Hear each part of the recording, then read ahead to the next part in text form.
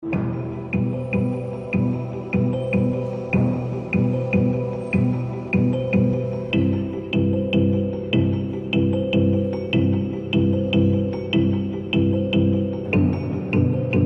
of all of Britain's cities, there's one that stands alone. London.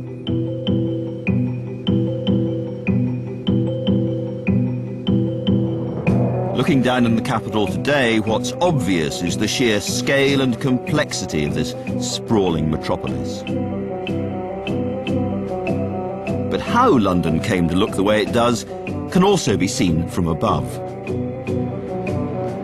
Because 60 years ago, the Royal Air Force photographed the whole of London from end to end and left us a unique record of a city torn apart by war.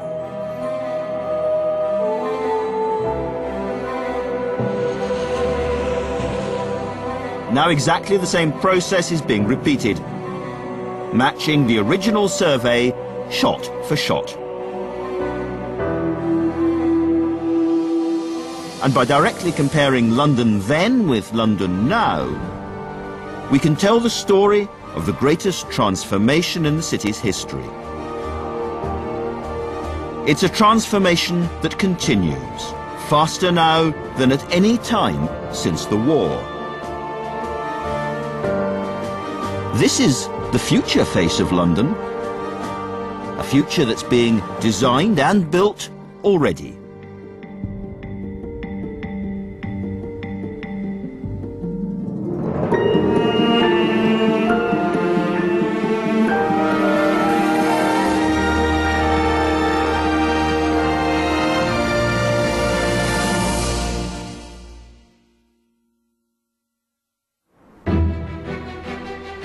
London's transformation began on September the 7th, 1940. 300 German bombers flew in from the east, following the line of the river. They arrived here at 6:45 in the evening and looked down on their target, the heart of London's docks.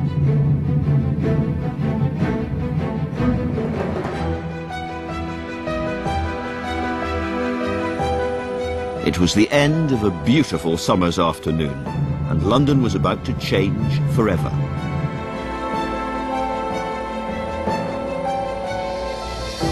We know exactly what happened, thanks to a series of photographs taken by the German planes as they dropped the first bombs on London, on day one of the Blitz.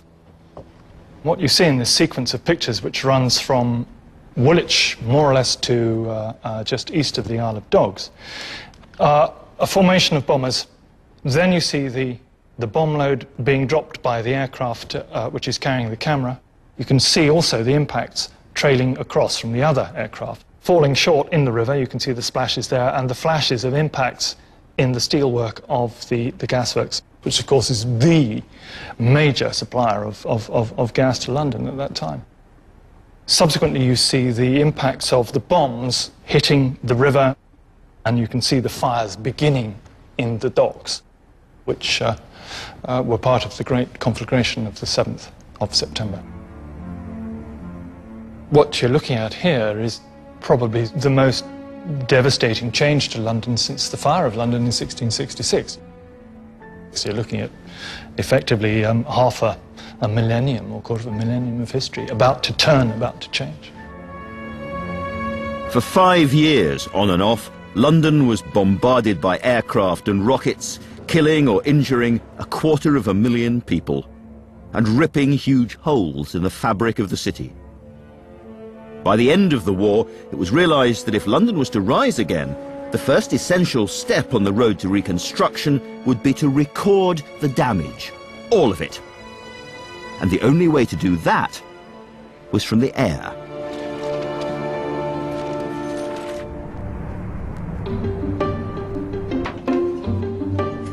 Between 1945 and 1949, the RAF flew more than 200 missions over London, shooting 50,000 individual frames, recording every square inch of the capital.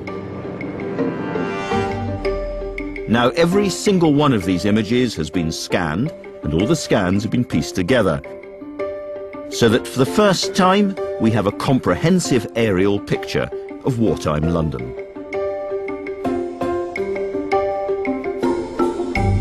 Well, the London you're looking at is still the London that had to, felt it had to be self-sufficient in food. Virtually every open space is given over to allotments, and here you can see in front of the Imperial War Museum, you've got a really quite substantial area just given over to growing vegetables and so on. In fact, almost all open spaces in London were used for cultivating food. While the parks are full of vegetables, the streets appear strangely empty. The only vehicles in evidence are trams or buses or a few essential trucks. Barely 10% of Londoners own their own car, and those that do are kept off the streets by petrol rationing. These are the details of daily life where the bombs didn't fall. Where they did, the picture is rather different. Tens of thousands of buildings like these riverside warehouses were totally destroyed. If you go across the town, some parts of it are largely unaffected, but then when you look at it in detail, certainly the city, you've got really very substantial destruction. Whole blocks have been basically trashed.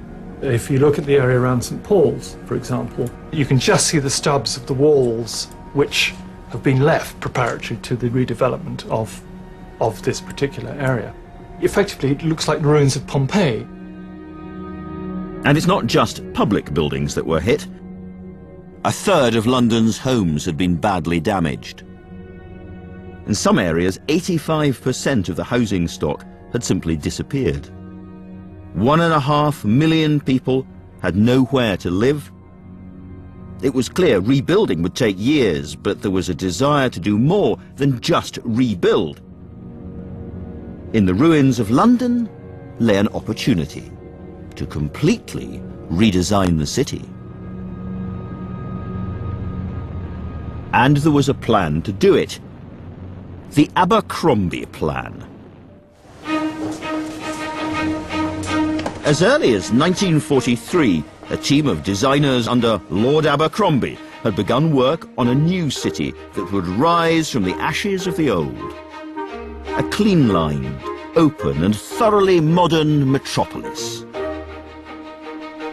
London grew up without any plan or order. That's why there are all those bad and ugly things that we hope to do away with if this plan of ours is carried out. The plan was a top-down reordering of the entire city that would solve the housing crisis and produce more efficiency. Down here near the boundary would be a trading estate where many of the people living in the district would work. The city would be reorganized into zones. There would be zones for living, zones for working, zones for retail and commerce, and all these different zones would be connected together by a vast network of new highways that would speed workers to their destinations and bring raw materials into the working city. Cars and roads would be the way forward, as Abercrombie had seen in America. It's a pretty gigantic scheme affecting the future of the whole of London. But this new city would do more than just work better than the old one. At its heart was a desire for space and order for its people. For every 1,000 inhabitants, there should be at least 4 acres of open green space, roughly twice as many as before.